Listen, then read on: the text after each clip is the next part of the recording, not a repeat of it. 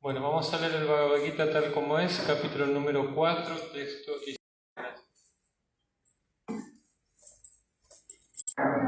Bodhavyam cha vikarmana akarmanascha bodhavyam gahana karmano gati akarmanascha bodhavyam gahana karmano gati. Yo voy a leer cada una de las palabras y su traducción al español y después vamos a leer el verso gramaticalmente conformado y vamos a leer la explicación. Karmana, del trabajo. Hi, indudablemente. Api, también. Bodhavyam, debe entenderse.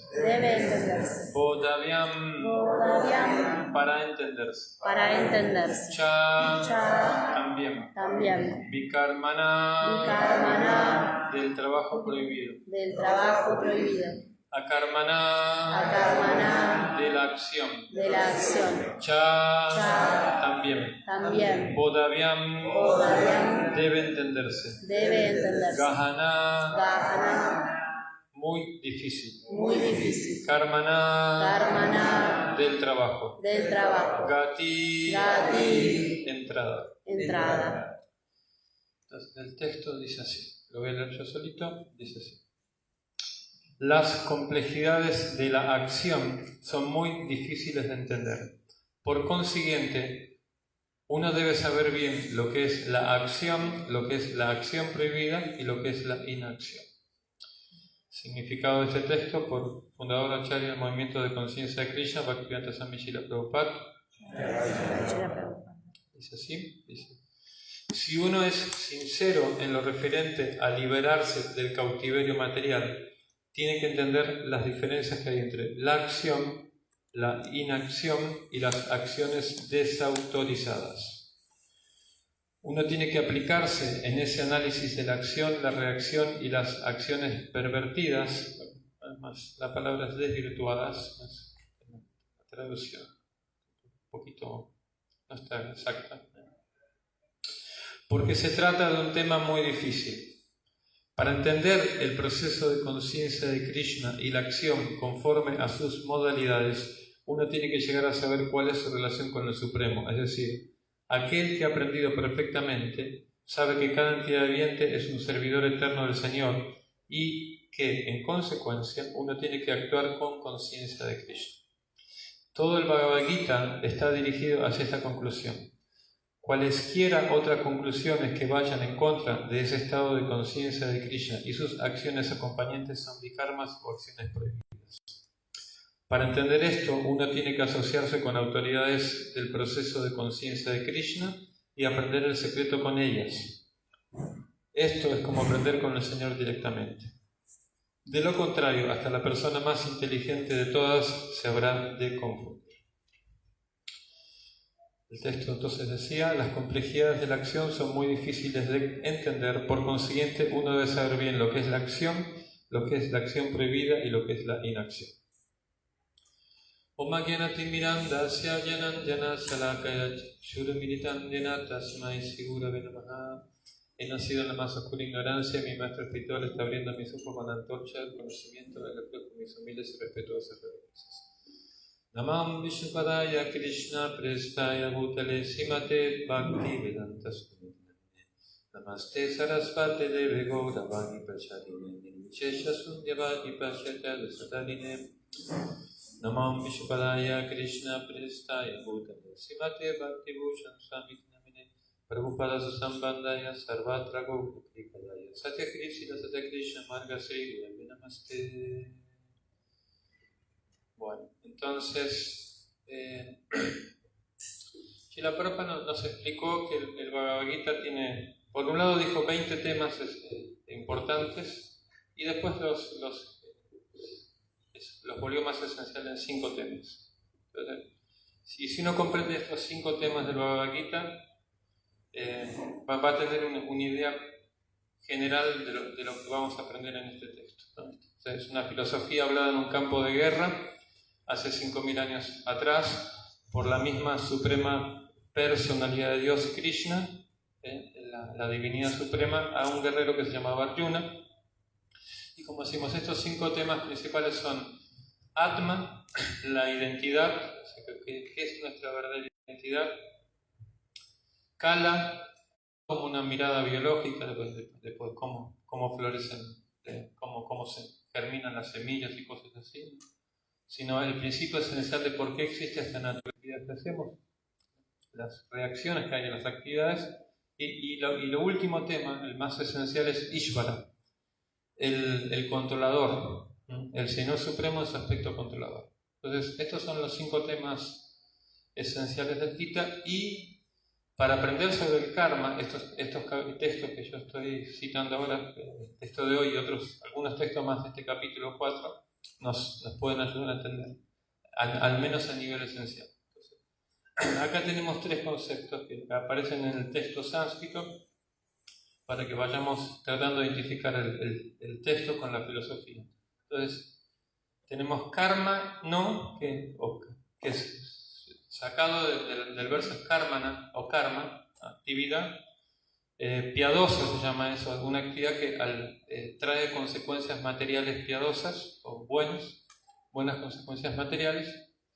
Vikarma, que significa karma negativo, dolor, reacciones, sufrimiento.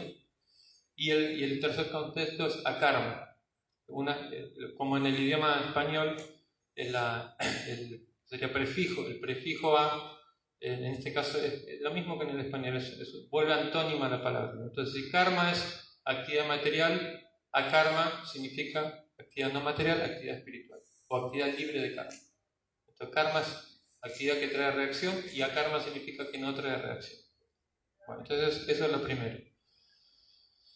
Krishna está diciendo que los filósofos en general intentan reducir el karma, porque entienden que al ejecutar acciones materiales hay consecuencias, y como ellos intentan liberarse de la existencia material del samsara, entonces llegan a la conclusión de que no tienen que actuar.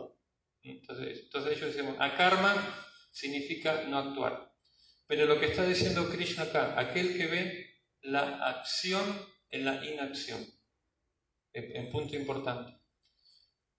Cuando inactúo, igual hay reacción. Eso es lo que está queriendo decir Krishna. No puedo parar el proceso reactivo simplemente por dejar de actuar. Porque hay lo que se llama karma a priori y karma posteriori. Entonces nos tenemos que ir a otro punto que Srila Prabhupada ha explicado en el libro que se llama Néctar de la Devoción, citando, bueno, acá también en el Bhagavad Gita, capítulo 9, citando otro texto védico que se llama Padma Purana, donde se dice que el karma es como una semilla que cuando uno la planta no es que inmediatamente sale el árbol y da su fruto, y tiene un proceso, ¿no?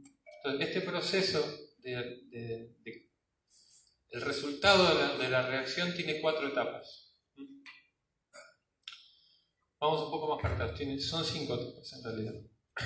Por ejemplo, si yo le doy 100.000 pesos de donación a alguien, entonces por karma eso me va a regresar.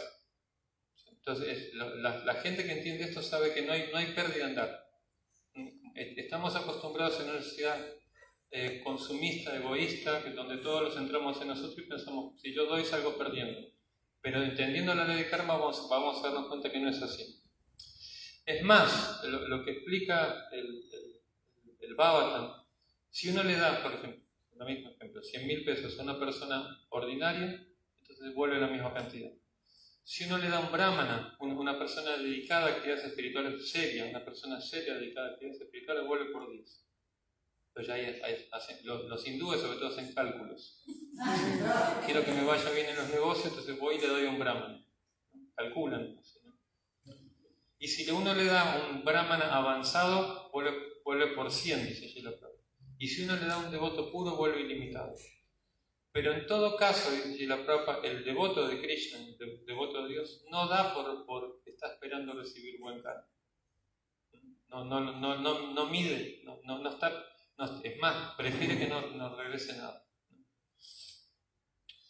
Entonces, bueno, lo primero que sucede cuando uno, voy a poner otro ejemplo, uno roba $1.000, entonces la reacción directa es que te van a robar la misma cantidad en el futuro. No te vas a poder escapar.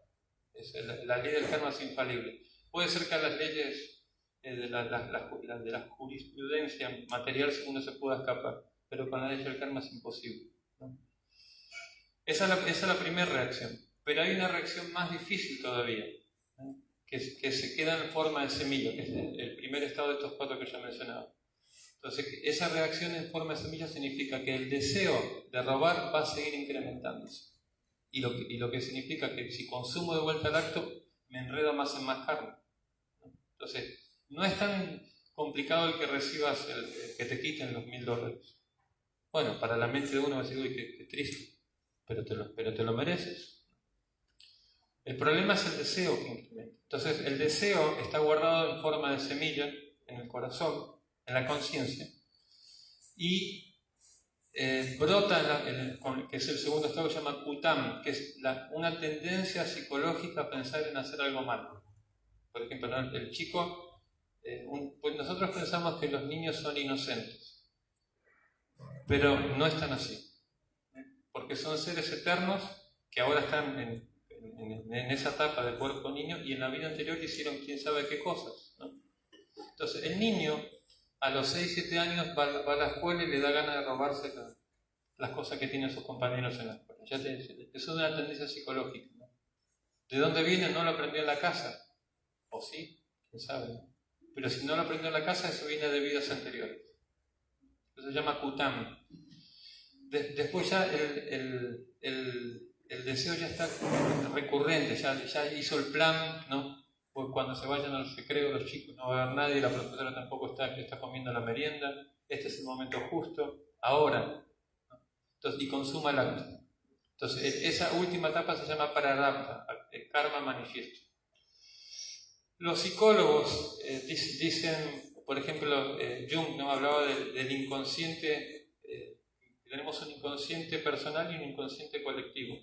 Es como una fuerza sutil, interior, que nos define la personalidad, nos impulsa a actuar de una determinada manera, con un determinado tipo de pensamiento y hacer determinado tipo de obras, de actos. Esto en términos védicos, en el tercer canto del Bhagavatam se llama se llama aprarabdha karma, bueno, se llama anadi karma. Esto, vamos a dar un ejemplo. Es como si yo tuviera una bolsa de papas pero llena de granos de mostaza. ¿Conocen los granitos de mostaza? Chiquititos. ¿A quién se le ocurriría contar una bolsa de papa de tamaño de 50 kilos con granos de mostaza? Sería casi imposible, ¿no? Te da flojera, ¿no? Bueno, esa cantidad de semillas de deseos están en el corazón de miles y miles y miles y miles y recontra miles de existencias atrás. Entonces por eso los poetas Vaishnavas dicen Anadi Karma Phale. O sea, no se sabe ni cuándo empezó nuestra como aventura o desventura en el mundo material. ¿Qué es lo que hacen los semidioses, los reguladores del karma, antes de darle el cuerpo, el nacimiento a uno en una determinada familia?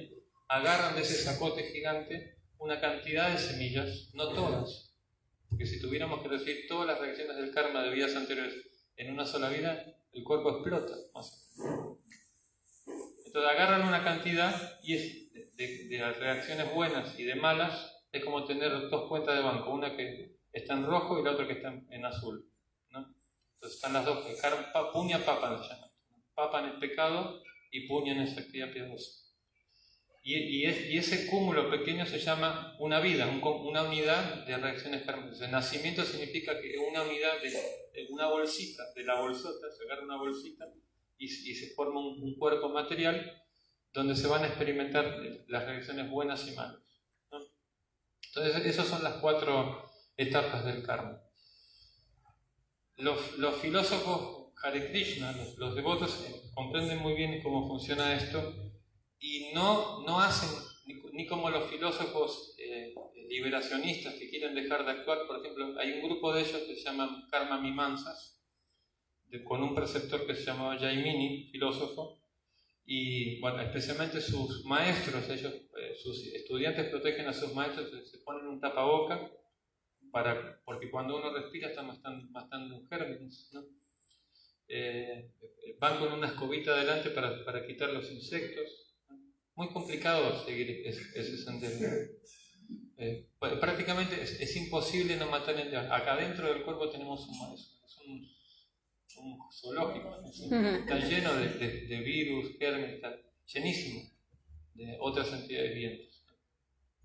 Entonces, ese sendero, por eso Krishna dice, aquel que ve la acción en la inacción, incluso que quieras dejar de actuar, hay reacciones, ¿no? Y aquel que ve la inacción en la acción. ¿Eso qué significa? Estás actuando como devoto, sirviendo a Krishna, sirviendo a Dios, entonces no hay reacción material, ni buena ni mala.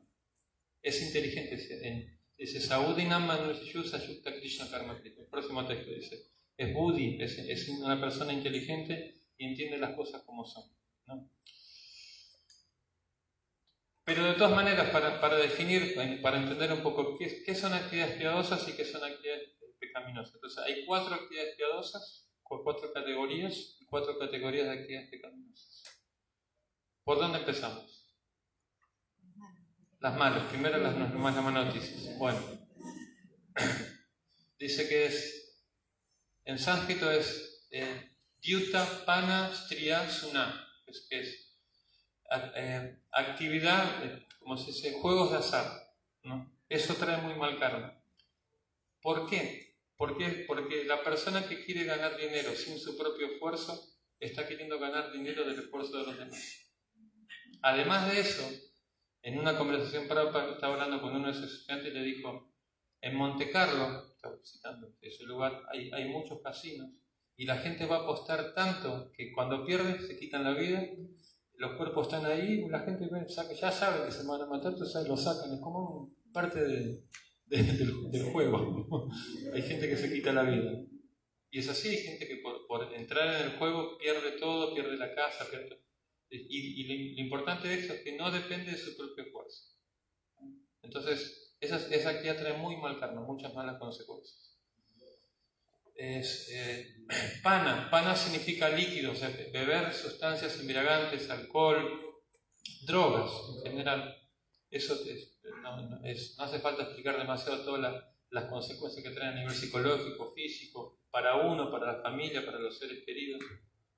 muy mala, y no nos ayuda a fortalecer el carácter, o sea, no nos volvemos resilientes, autocontrolados. La mayoría de la gente que consume drogas es para cubrir carencias y porque no encuentran satisfacción, no le hallan por dónde.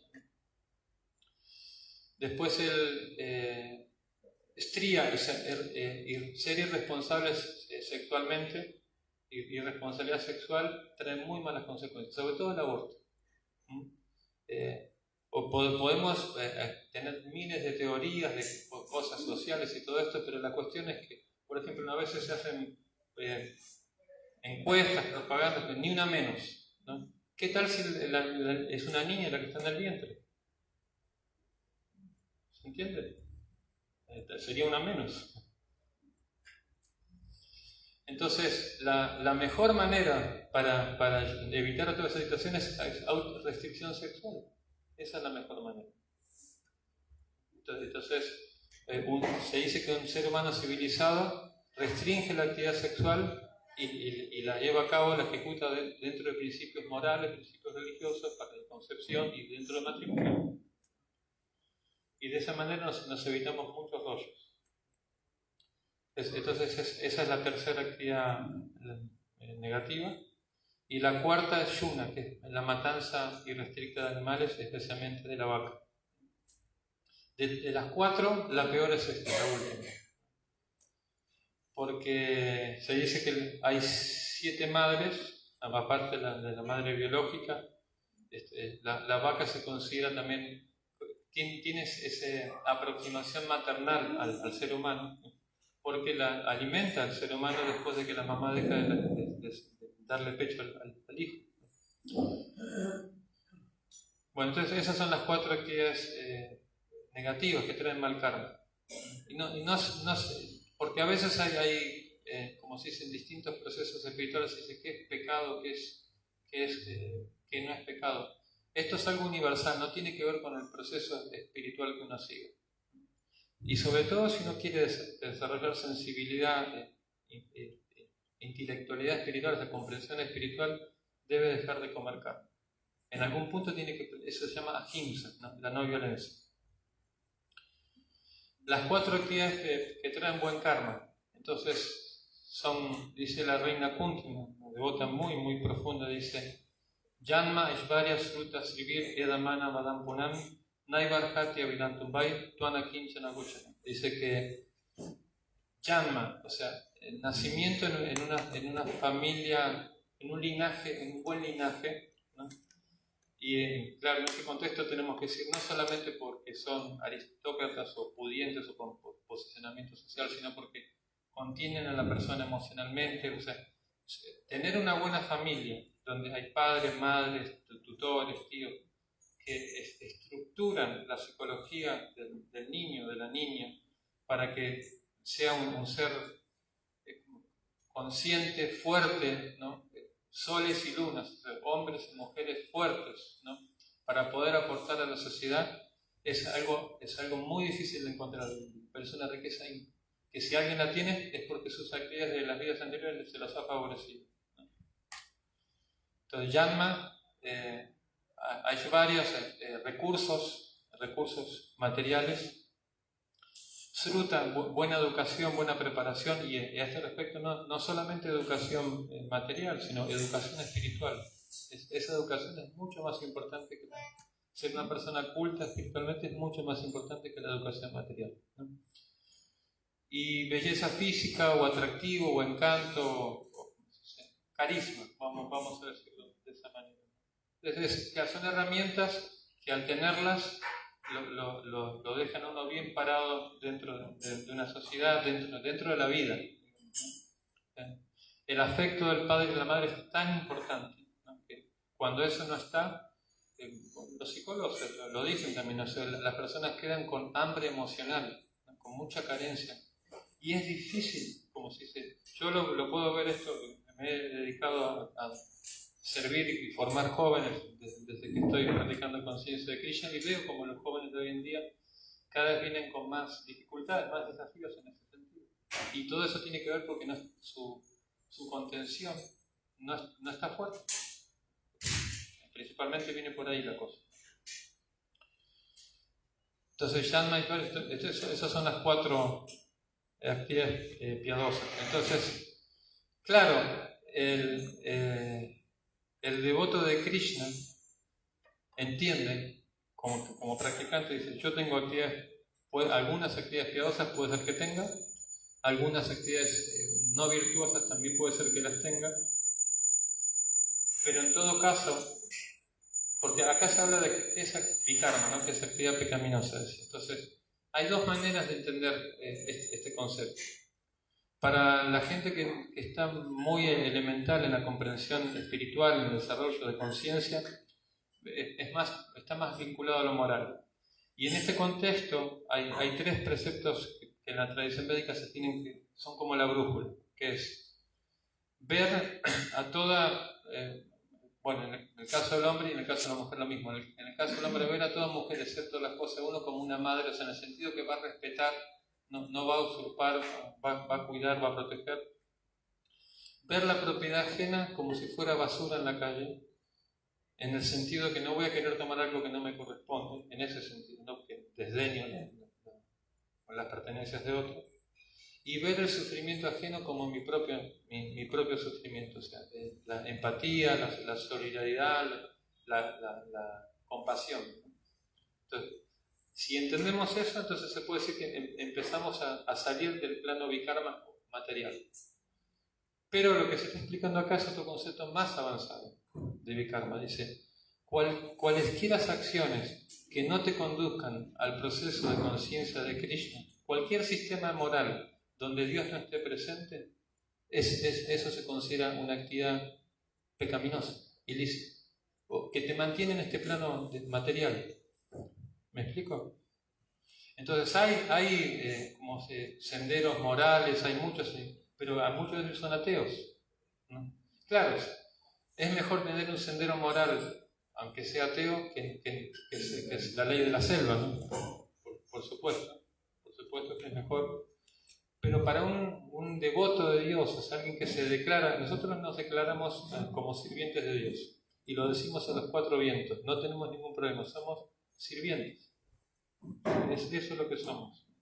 Aprendimos, por ejemplo, ella, una de nuestras tutoras acá en el proceso de conciencia de Krishna, y de solo verla nosotros aprendimos, el camino es por ahí, servicio desinteresado.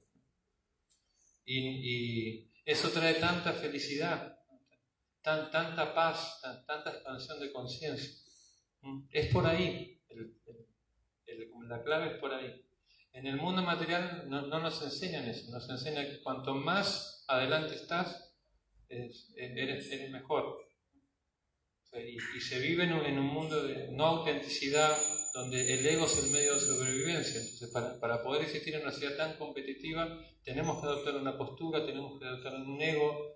Y muchas de las personas que tienen sensibilidad espiritual se sienten asfixiadas en un entorno así. Porque no encajan con ese entorno. Y bueno, son los raros de la familia, los hippies, les dicen muchas maneras. La oveja negra, sí. Pero no es eso, sino que en realidad son personas más evolucionadas, entienden las cosas en otro nivel, en otra perspectiva. Ahora, el problema principal para poder salir de todo este rollo de la existencia material es entender el sentido de pertenencia. O sea, más allá del karma bueno, del karma malo, porque lo que propone el proceso de conciencia de Krishna es muy revolucionario y muy contrastante en relación a lo que propondría cualquier otro proceso religioso, espiritual, como sea que lo queramos llamar, donde la idea que tenemos es que hay que renunciar a todo lo que nos implica en nuestra identidad como personas. Tengo que dejar todo lo que me implica a mí en mi identidad. Entonces la conciencia de Krishna no dice eso. Krishna no está diciendo eso, sino que Krishna dice que en realidad para tener éxito en la vida espiritual hay que aprender a implicar todo lo que representa nuestra individuación, nuestra personalidad, pero en términos espirituales. Entonces ahí es por eso yo estoy hablando del sentido de pertenencia. Porque, ¿qué pasa? O sea, esto es un poquito más profundo, pero a ver si se puede entender. Lo que se explica en el Bhagavatam y en el Chaitanya Chaitamrita es que hay que entender tres cosas de cómo funciona el reino espiritual, que es sentido de pertenencia, capacidad cognitiva y sentido de plenitud. Entonces, vuelvo de vuelta a Jung. Jung hablaba de eso, tenemos inconsciente colectivo. Tenemos un sentido de pertenencia, algo que nos identifica en la raza humana, en una logia en particular, en un país en particular, en un sexo en particular, en una profesión en particular. Algo que nos identifica, ¿no? que nos mueve desde atrás, ¿no? Eso tiene que ver con porque hemos adquirido ese sentido de pertenencia desvirtuado que originalmente está en el mundo espiritual. Y vuelvo a lo mismo, los devotos no conectan mucho con ese sentido de pertenencia. Dicen, yo no soy argentino, tengo cuerpo argentino. Vivo en México, tengo cuerpo, por eso digo ella, no digo ella. ¿No? Pero no, o sea, tengo una entidad material temporal, pero no soy eso. No conecto con eso. ¿Se entiende? Tenemos una responsabilidad humana, la tenemos, pero también es temporal. Tenemos responsabilidades con nuestros parientes, tenemos, pero también hemos tenido tantos padres, tantas madres en vidas anteriores. Entonces, es mirarnos desde el ser. Los filósofos en general, cuando llegan a ese punto, ahí se quedan y dicen, bueno, entonces el ser no tiene actividad. Lo mismo, por eso dicen, mejor no actuamos. O sea, la meta de la vida espiritual es no ser. Básicamente nirvana, por ejemplo, no ser, estar en una nebulosa y no tener identidad. No es así. Eso es un error. Entonces, ¿por qué? Porque en el mundo espiritual hay sentido de pertenencia. Hay un inconsciente colectivo, haciendo este paralelismo. O sea, todos se identifican con las actividades, con la vida en el mundo espiritual. Así tal cual como nosotros ahora nos identificamos acá con nuestro sentido de pertenencia en el mundo material. La segunda potencia se llama potencia cognitiva y está más vinculada a, como se dice, a cómo conectamos con la energía viviente, con las otras individualidades. Por ejemplo, tengo mi sobrina de 3 años. Ella es sumamente inteligente en esos términos. Conecta con la vibración, entiende cuando uno está enojado, entiende cuando uno está triste, entiende cuando uno está alegre. Los niños sobre todo son así, conectan pero re bien. Perciben todo el cuadro relacional. Solo que después nosotros los vamos condicionando, nos van condicionando y los vamos condicionando. Por eso en la educación consciente de Krishna es como hasta los 5 años se los deja hacer, no se le da tantas reglas, orientación, y después de poquito a poco se le va orientando, pero siempre Krishna en el centro. Por ejemplo, yo la conozco a ella de 5 o 6 años, ¿no? Ya es toda una personalidad en la sociedad, que tiene su profesión, y desde chiquita yo conectaba. El otro día conocí la sobrina de Padmavati, me hizo acordar la cámara, se llama Luga. 10 años me vino a hablar como un adulto, ¿no? Que quiero ser vegetariana, tengo un problema en mi casa, no puedo resolver esto, ¿cómo resuelvo el conflicto? No. Estoy hablando con un ser eterno, no es un niño de 10 años, sí tiene cuerpo de 10 años, pero esta chica es sumamente inteligente y es una devota. Entonces, ese sentido. Y claro, también el Taittiriya Upanishad, un tratado de psicología védica, dice que hay 5 estados de conciencia material. Entonces uno se llama Anamaya, que es el bebé, todo se lo lleva a la boca, se experimenta el mundo por el gusto, ¿no? Eso es algo práctico y científico. Después el otro punto se llama Pranamaya, o sea, es donde yo puedo como distinguir la energía viviente. Empiezo, o sea, cuando este es perro, gato, papá, mamá, tío, tía, ya empieza a estar dentro de mi bagaje de conocimiento. Entonces eso se llama Sambit en términos espirituales. Y en el mundo espiritual, esa energía relacionada está en relación con Krishna y sus encarnaciones. Krishna, Balaram, Chaitanya Mahaprabhu, Señor Ramachandra. La principal energía relacional es con Krishna. Y el otro tercer punto como de la personalidad que yo decía es la plenitud, o sea, el sentirse satisfecho, sentirse... Y eso es lo que estaba hablando con una devota. Hay que tener también mucho cuidado como practicantes de conciencia de Krishna, de no practicar de una manera estoica la conciencia de Krishna. Tiene que haber un punto de estoicismo, de resiliencia, de resignación ante las cosas que a nivel humano no podemos lograr porque el karma nos lleva por donde nos lleva. Pero la conciencia de Krishna trae sabor, ¿no? Y si nosotros muchas veces practicamos todas las prácticas que hay que practicar, pero estamos desconectados de nosotros mismos. He visto eso en practicantes por años muchas veces. Se desconectan de sí mismos por las reglas y por la regulación y después piensan, no, mejor me deschaveto y hago cualquier cosa, y no ese es el punto tampoco, no es volverse un loco, no un gratificador de los sentidos, no es por ahí, ¿no? Sino que es encontrar esa plenitud. Eso es, en términos muy elevados se llama Ananda, pero para nosotros es estabilidad, ¿no? Que empieza por Sama, por equilibrio emocional. Brahma Bhuta Prayanalma, que es la plataforma espiritual que tiene que dar cierto grado de gusto, de felicidad. Nasuchati, se reduce el sentido de lamentación, ¿no? Nakanchati, se reduce el sentido de anhelo, esa fiebre por poseer cosas materiales. Sí, un poco hay, siempre hay, porque hay un proceso, no es que se va así, ¿no? Hay, pero está minimizado, está bajo control, por decirlo así. O sea, más veces, o sea, puedo ser amistoso con todos, o sea, ¿no? y me siento conectado, ¿no? Y si no está eso, hay que hablar, hay que dialogar, hay que buscar el camino. Como mencionábamos la otra vez, o sea, que el mantra Hare Krishna no tiene que ser un bypass espiritual. Y todo eso es un trabajo de mucha autentificación con uno mismo. Uno tiene que dialogar mucho con dónde estoy parado, qué quiero hacer, ¿no? ¿Cómo quiero vivir una vida espiritual auténtica?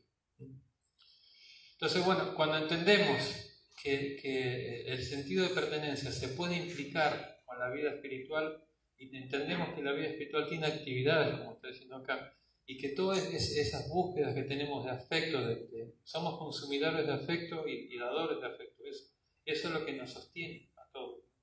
Cuando entendemos eso y entendemos que en el mundo de Krishna todo eso se puede lograr, entonces ya salimos de la ley del karma. Muchas veces los devotos decimos, no, me está pasando esto por karma. Sí y no. Sí y no. O sea, sí hay un proceso reactivo, pero al mismo tiempo es una dificultad, un desafío o algo bueno que viene como aprendizaje. Ya, porque ya la inteligencia espiritual está activada, o sea, ya nosotros estamos en un proceso que se llama Srutekshitapanta, que es ver a través del oído, el sendero de escuchar las escrituras, de dialogar con los devotos, de aprender, estudiar, aplicar, servir y disfrutar de la vida espiritual.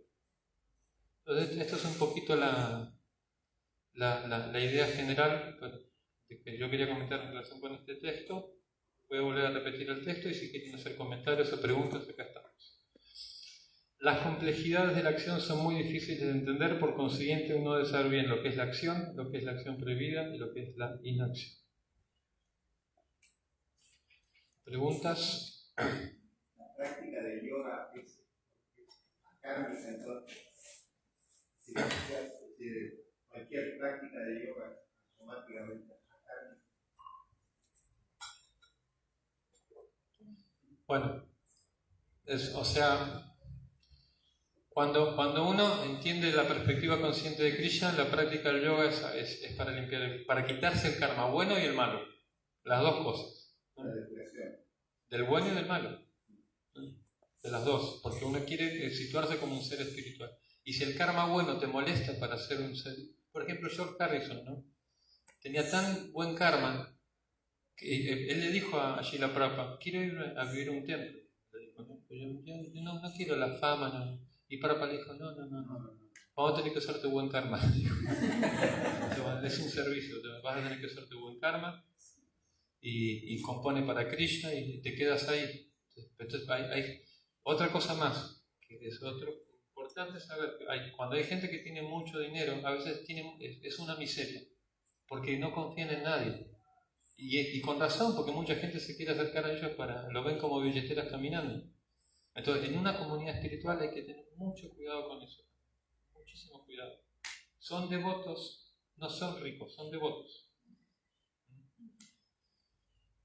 Entonces, buen karma es complicado a veces, ¿no? Es complicado.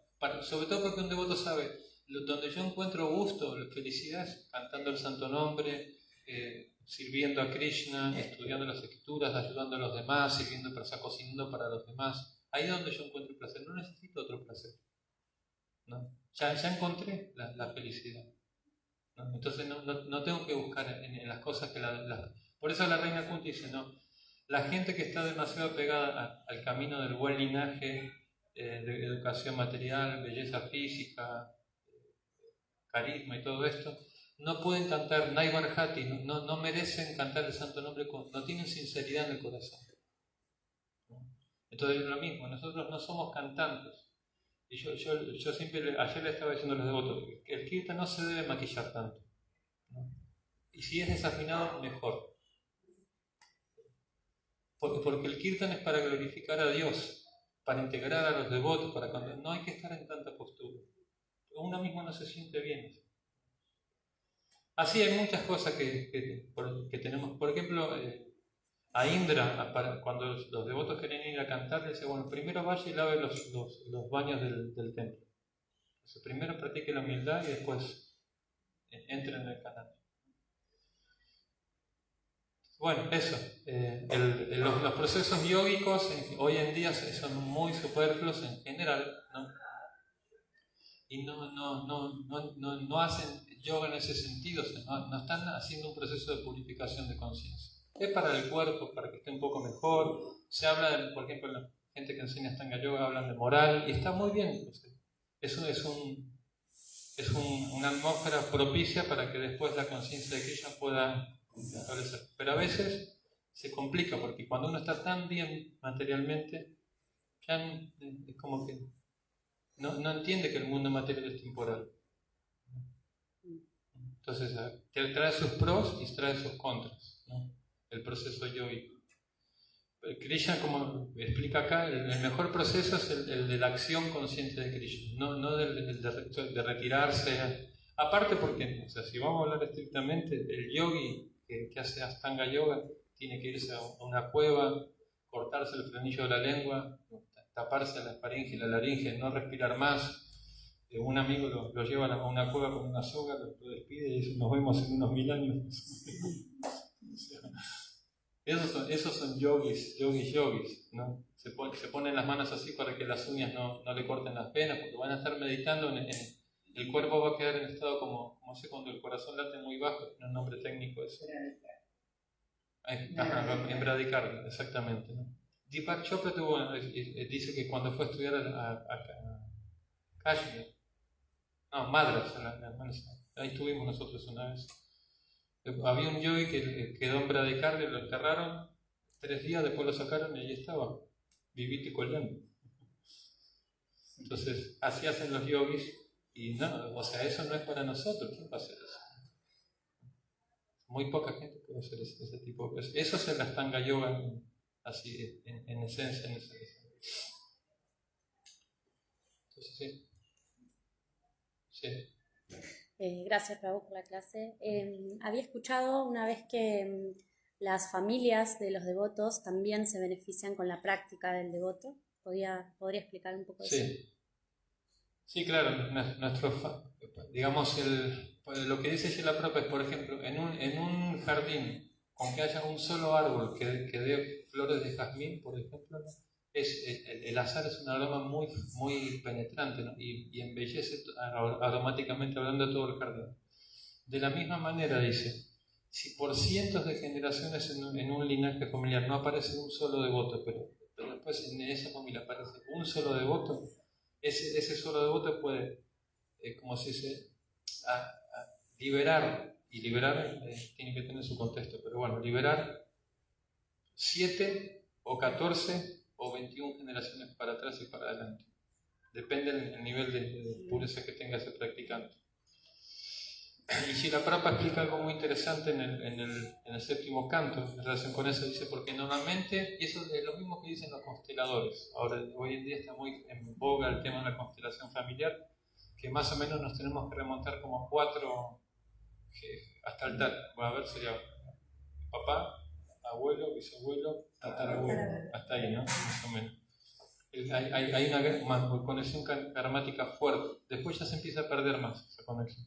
Entonces, por lo tanto, cuando se dice que Prahlad Maharaj liberó, creo que eran 21 generaciones, no me recuerdo el número exacto que se menciona ahí, significa que Prabhupada dice que el devoto puede liberar a personas que tuvo contacto en la vida anterior, en vidas anteriores.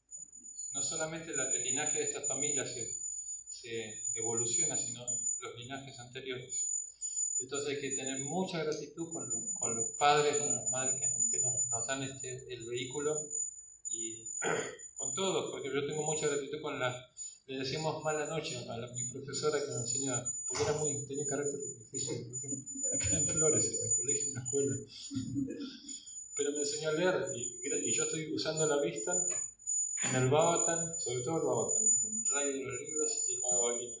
Entonces, buenísimo, por esa enseñanza, y ella tiene que tener algún beneficio seguro, porque ayuda a leer a la aspirante a conciencia de Krishna. Gracias. Mucha gente se beneficia. Por eso se dice que el servicio final es auspicioso para la familia, para todos. Puede que al principio la familia no lo entienda, y a veces nosotros mismos no cooperamos mucho en ayudar que entiendan, porque somos demasiado enfáticos, no tenemos el tacto, pero tarde que temprano ellos empiezan a apreciar, se dan cuenta. Es un proceso sano. Gracias. ¿Algo más? ¿Qué dice Teresa? Teresa es mi prima, ¿qué dice? Le gusta todo. Sí, tiene mucha inclinación, le gusta mucho el movimiento Hare Krishna. Por lo menos el regreso cada tanto de la vida me hace. Estuvimos desconectados como 30 años, y cuando el primer mensaje que me mandó, quería hacerlo tú con mi papá, pero no sé qué pasó, que no me respondió. Ahora voy a hablar con Daksha Khan, y voy a decir, Daksha Khan, tengo un candidato para India. Claro, sí. Mi prima. O sea, el lugar que regreso, sí, lo que regresa. Sí, pero ahora ya no hay tiempo, pero para el próximo. Sí. Gracias por la clase. Muchísimas gracias. Ayer leía el Bhagavad Gita, leía el capítulo 14, las 3 modalidades, que es muy confundida con la modalidad de la humanidad. Como leí que lo muy mal la modalidad de la bondad. O sea, ya entiendo las características de la pasión y de la bondad, como que recomienda la Bhagavad Gita de tratar de presentarla y salirse. Sí. ¿Cómo hago? Sí, bueno, mire, o sea, hay que, en este tiempito que queda no puedo hablar mucho detalle, pero en general, o sea, a ver, por ejemplo, si yo ahora mi maestro espiritual se acaba de ir a Alemania, para salir de la ciudad, ¿a dónde tiene que llegar primero para salir? A Ezeiza, ¿no? El aeropuerto. Entonces, ¿el aeropuerto sigue siendo Argentina? Pero es el lugar de salida, ¿no? Entonces, la modalidad de la bondad es como el aeropuerto, ¿no? Entonces, para salir del mundo de la existencia material hay que llegar a la modalidad de la bondad. Entonces, no se puede evitar la modalidad de la bondad, se debe fomentar la modalidad de la bondad, vegetarianismo, hábitos sanos, ¿no?